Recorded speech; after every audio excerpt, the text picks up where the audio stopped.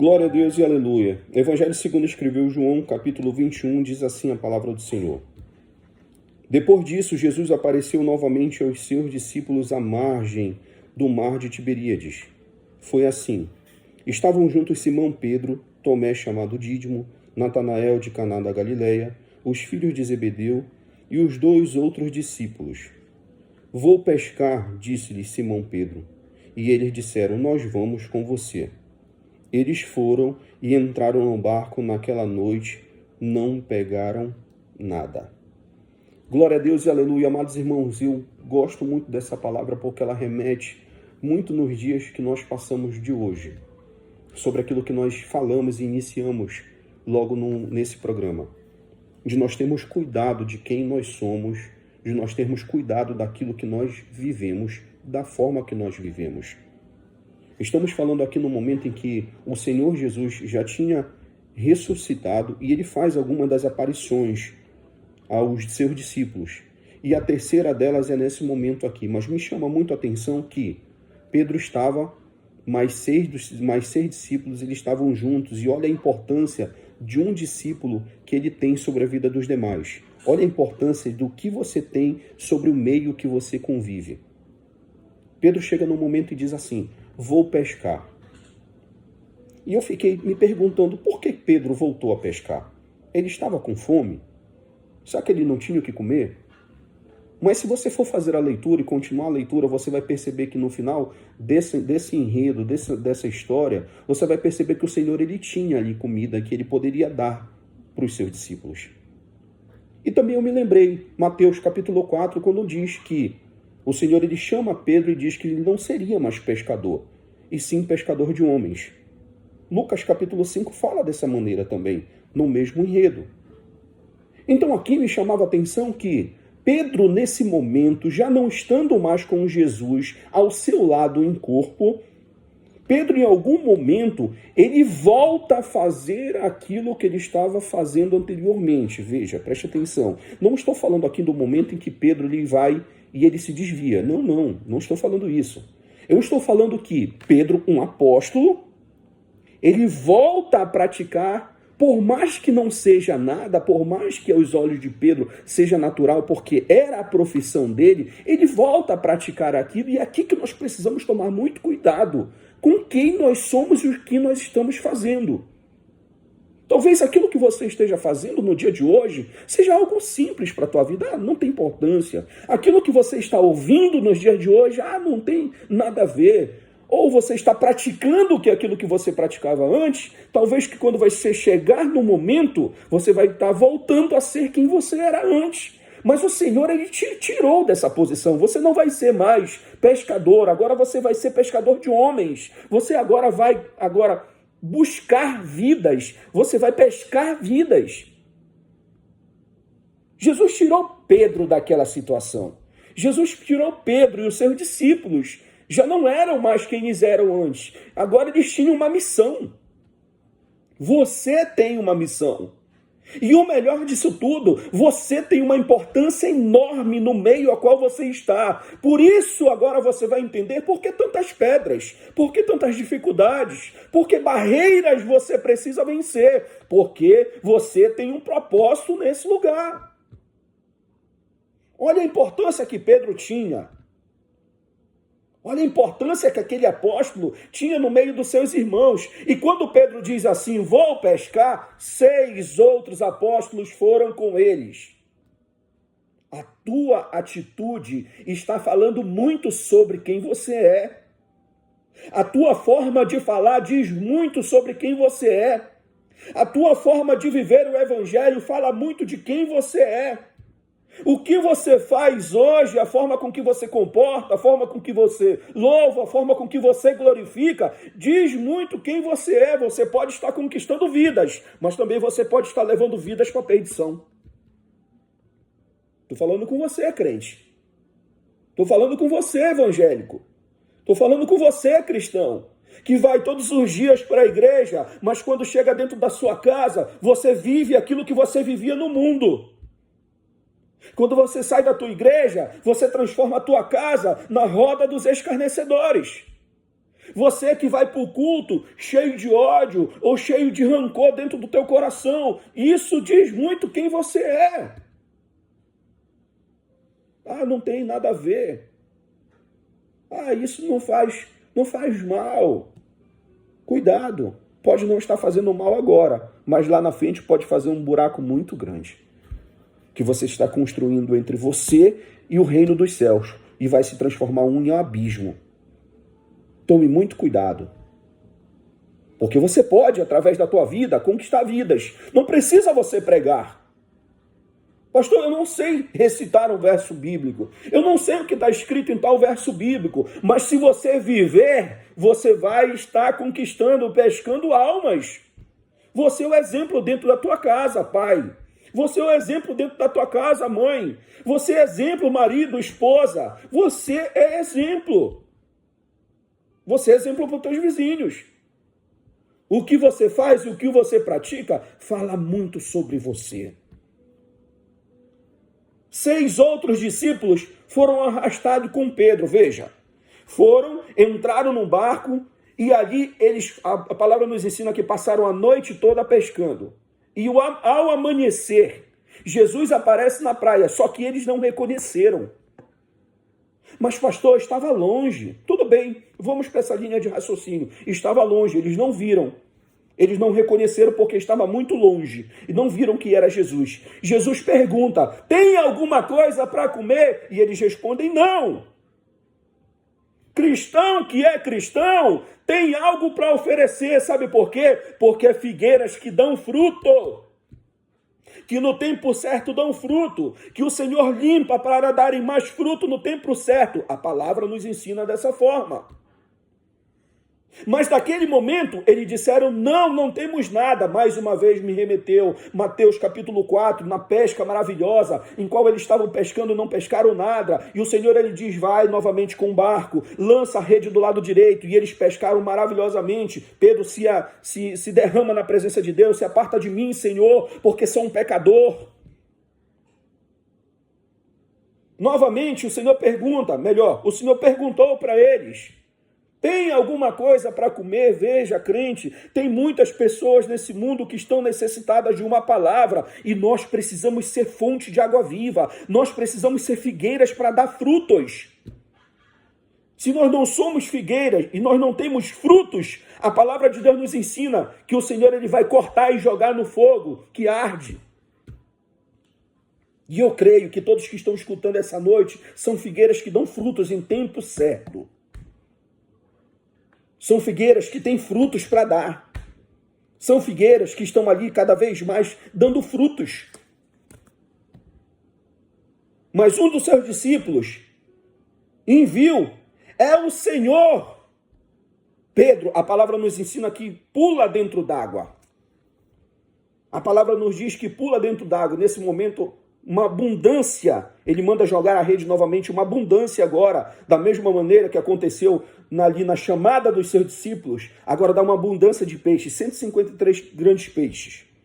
Pedro se joga dentro da água porque a palavra nos ensina que ele estava sem as suas vestes. Preste atenção. Não estou falando que Pedro, em nenhum momento a palavra diz que ele estava nu, até porque a nudez nessa época, dizia-se que a pessoa que estava nu, ela estava endemoniada. E não era o caso de Pedro. Mas Pedro estava sem as suas vestes espirituais. Olha a revelação da palavra para a sua vida, amados. Basta uma leitura um pouco mais amena, um pouco mais completa, que você vai perceber isso. Pedro estava sem as suas vestes espirituais. Pedro pula dentro d'água e começa a nadar para a beira. E lá na hora tinha o quê? Quando ele chega diante do Senhor, tinha fogo, tinha peixe e tinha pão. Comida. Mas eu vou trazer para você um significado para agora, para hoje, dessas 3 situações, desses 3 símbolos para você.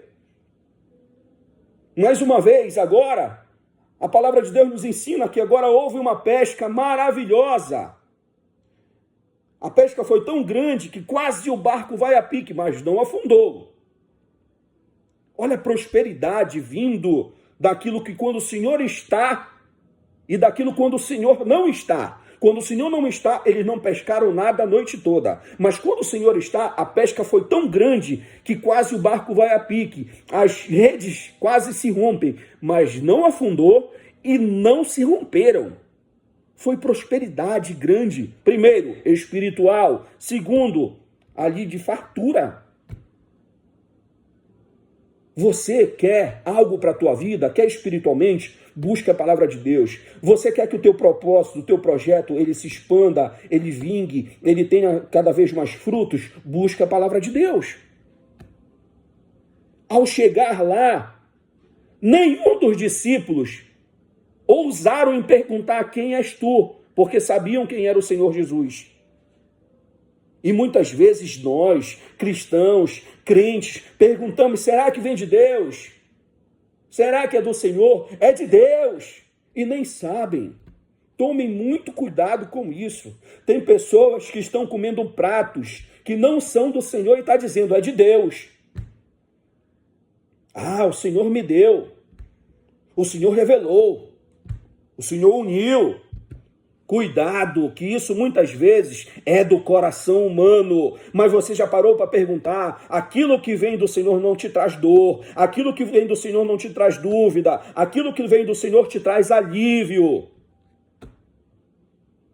Aí, tinha ali. O Senhor agora lhe pergunta, trazei o peixe. Quando ele se revela, quando ele está na situação, agora sim você tem algo para oferecer. Para quem está com fome, para quem está com sede. Agora sim você tem uma palavra para dar. Agora sim você está na posição. E por que, pastor, das 3 simbologias? Vamos lá. Fogo. Nós precisamos sempre ter a renovação do Espírito sobre as nossas vidas, a renovação do Espírito Santo sobre as nossas vidas. Lembra quando Pedro nega o Senhor Jesus 3 vezes? Sempre tinha um fogo ali para trazer a renovação espiritual, para trazer o aquecimento sobre as nossas vidas. Não tem vida, não existe cristão morno, não existe cristão frio. Nós precisamos ser cristãos sempre quentes, fervorosos na nossa fé, fervorosos na palavra, fervorosos cada vez mais no Espírito.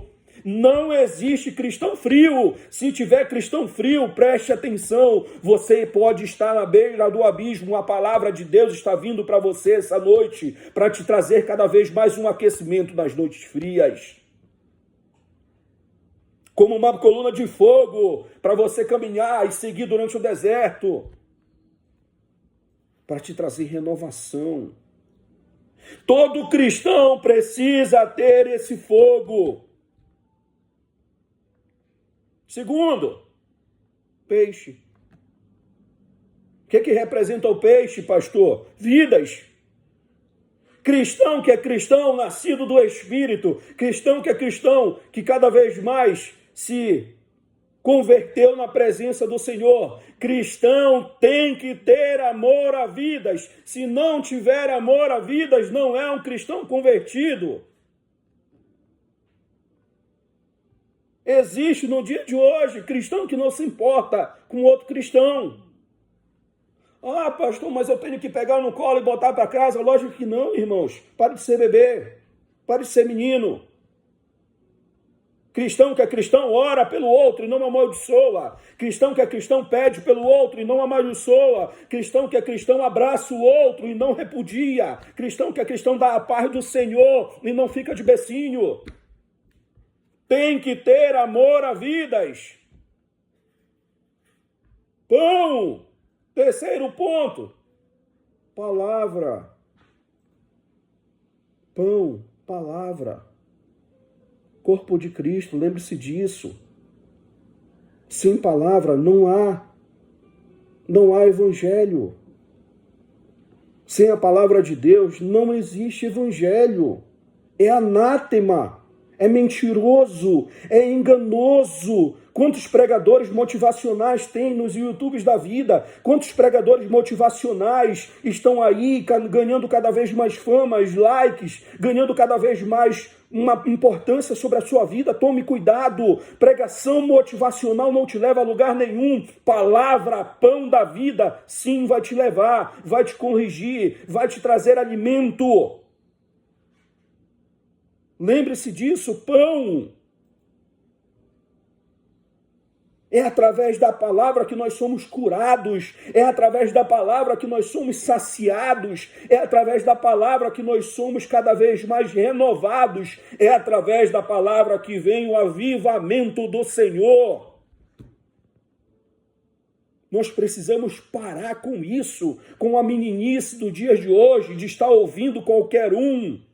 Não procurar saber de testemunhos, não procurar saber se tem palavras, só dizer, Senhor vai entrar dentro do teu lar, o Senhor vai trazer a prosperidade financeira, vai trazer a porta, vai abrir uma porta, vai trazer a chave de um carro. Pare com isso, amado irmão. O evangelho do Senhor Jesus é muito mais que isso. Será que Jesus, será que o nosso Senhor, aquele que morreu na cruz, está se agradando do nosso coração?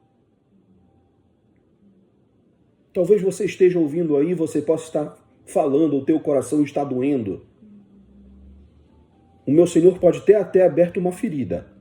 Ou melhor, o meu Senhor pode ter até aberto a ferida que já estava aberta. Ele pode até ter tocado. Mas melhor do que isso, Ele está trazendo bálsamo para curar. E essa cura está acontecendo sobre a sua vida, porque você abriu o teu coração, porque você não teve medo do teu passado, porque quando você remoe o teu passado, hoje você vê como um testemunho e não como dor. Tem pessoas que não conseguem mais olhar para o passado, tem pessoas que não conseguem mais ouvir o que aconteceu no passado, porque as feridas estão abertas, e quando as pessoas tocam nessas feridas, sabe o que acontece? Dói. Mas o meu Senhor, quando derrama o bálsamo sobre as nossas vidas, quando Ele traz a cura, você vai olhar para o teu passado e vai ver uma cicatriz.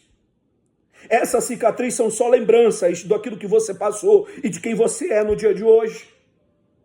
Essa cicatriz só lembra o quanto foi árduo a tua caminhada, o quanto foi espinhosa, o quanto foi dolorida.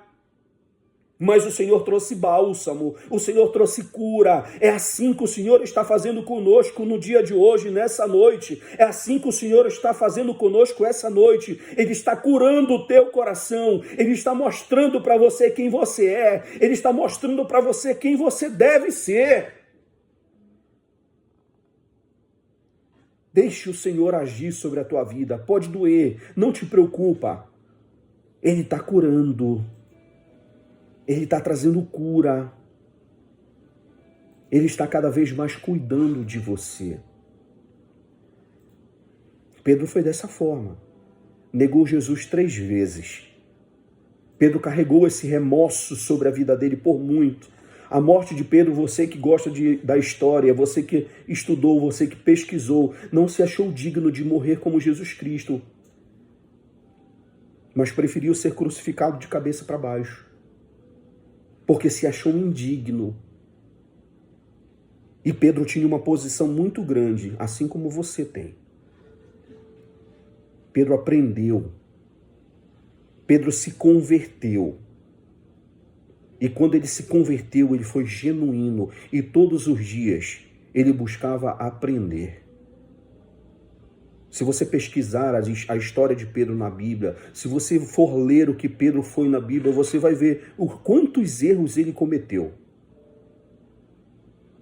Quantos erros ele cometeu quando ele tentou proteger Jesus com as mãos, com a espada, com a força do seu braço, e Jesus mandou ele guardar a espada.